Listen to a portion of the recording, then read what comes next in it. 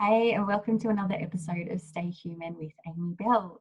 I was recently super excited and inspired by a moment that I shared with one of my clients, and I wanted to share my response to her with you today because if you're the kind of person who habitually presents a bit of a tough exterior to the world, in spite of the fact that you're actually quite sensitive on the inside, or if you're the kind of person who's maybe experimenting with bringing new ways of being into the world, or not even new ways of being, but potentially giving some aspects of yourself more airtime than you've ever given those aspects of yourself before. If you're either of those two things or a combination of those things, then you might get a lot of value out of my response to her.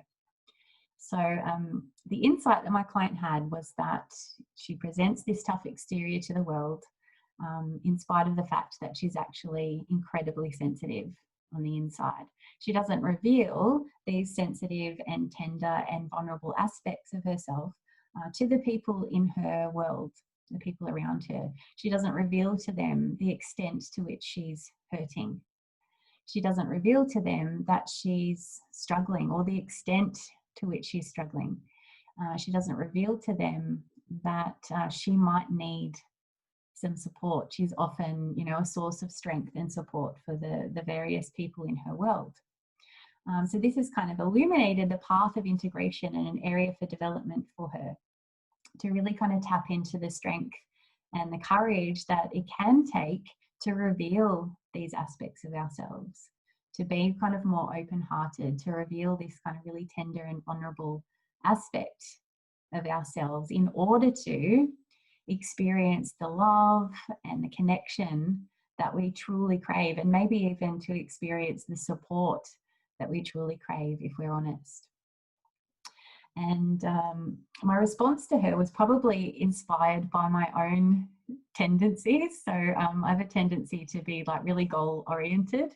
And when I find an aspect of myself, an area for development, let's say, I can have a tendency to kind of dive in and go, okay, let's get this done, let's get this sorted, and be in a bit of a rush to kind of do this as quickly and efficiently as possible. And that can be a good thing. That can be a really useful thing with certain areas of development. But when it comes to other areas of development, that's not necessarily the best course of action, especially matters of the heart, because not everybody is going to meet your sensitivity and your vulnerability and your heart with love and tenderness. And there's also a whole learning process that needs to occur that you just can't rush through, and if you do rush, that you potentially will miss out on. So there's like when we're bringing a new aspect of ourselves into the world, or giving an aspect of ourselves more airtime than it's ever had before, it can be a little bit like learning to develop some street smarts. So some people, when they are presented with an area for development, can go, okay, my task is to be more open-hearted and vulnerable and sensitive with people. And so upon learning that, they want to be, efficient and get it sorted. And so they'll just go, and they'll do it with everybody all at once, quite suddenly, just, okay, now I'm bringing this aspect of myself out and I'm bringing it like to the max. So they've gone from one extreme of like not letting that aspect of themselves out at all, to the other extreme of just bringing this out like really full on to the max. And that aspect of yourself hasn't really been let out, and certainly not to that extent before. And there's a whole process that needs to unfold. There's a whole learning process that needs to take place. This part of you needs to learn how to come out into the world safely, and to recognize when it's useful to come out and maybe when it's less than useful to come out, because that aspect of ourselves that's been keeping ourselves protected is not necessarily a bad part of ourselves either. Like both of these aspects, the aspect that wants to be vulnerable and be seen and to reveal has value, and the aspect of ourselves that also wants to protect and keep that hidden also has value. And if you're doing one extreme or the other, well, then you're only ever doing the full-on protective strategy. If you're doing the other, then you're only ever doing the revealing strategy, and both of them have value. And the learning that needs to occur is, when is it useful to do one versus the other? And also, in kind of approaching this in a slow approach, you develop awareness around, in what context do I experience the desire to protect and defend? And in recognizing in what context that takes place, being also able to kind of go meta to that and to explore with that awareness, is that what actually needs to take place here?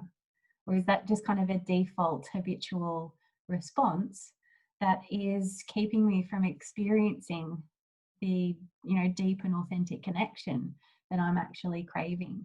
And so if you rush into things and you just kind of go all or nothing, you rob yourself of that learning process, and that aspect of yourself doesn't learn when to come in, and maybe when to hold back, and maybe when to go a little bit further. So it's a really useful thing to approach kind of slowly, and with the awareness that this is a process of learning, and this aspect of yourself needs to learn when to come out, when it's safe to come out, when it's actually better to be protected, because all of these things are useful. So I just wanted to share that with you today, because that's something, like I said, it's a tendency that I have when I find an area of development that I just want to, okay, let's develop this as quickly and efficiently as possible. But just keep in mind, the purpose here is to experience the learning. And in going through that process of learning, you'll experience increase in strength and resilience. In moving through it too quickly, you can actually experience decreased strength and resilience.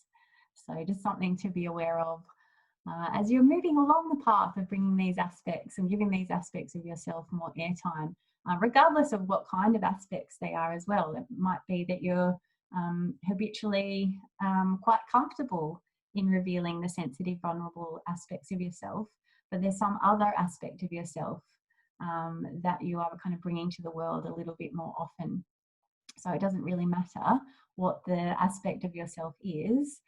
This kind of is a useful guiding principle regardless. But that's all from me today. I'll see you next time. Bye.